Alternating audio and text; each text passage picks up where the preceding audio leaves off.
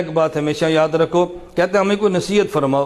میں نے کہا میری نصیحت یہ ہے کہ آپ تبلیغی میں کام کرو، مسئلہ علماء سے پوچھو، خواہ وقت لگایا ہو یا نہ لگایا ہو، احترام علماء کا کرو، علماء سے قدم کبھی آگے نہ بڑھانا، تیری تبلیغ بالکل ٹھیک رہے گی۔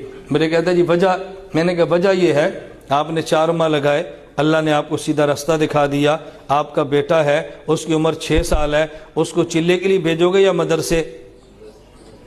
مجھے کہتا ہے جی مدرسے۔ میں نے کہا چلے پر بھیجو نا۔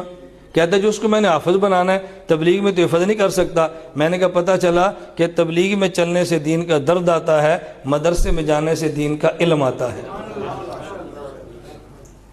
تبلیغ میں جانے سے درد پیدا ہوتا ہے اور مدرسے میں آنے سے علم پیدا ہے۔ میں نے کہا ہم آپ کا درد مانتے ہیں، آپ ہمارا علم کیوں نہیں مانتے؟ ہم درد مانے، آپ علم مانے، تاکہ جوڑ ہو، امت میں توڑ نہ ہو۔ امت کو جوڑنا ہے یا توڑنا ہے؟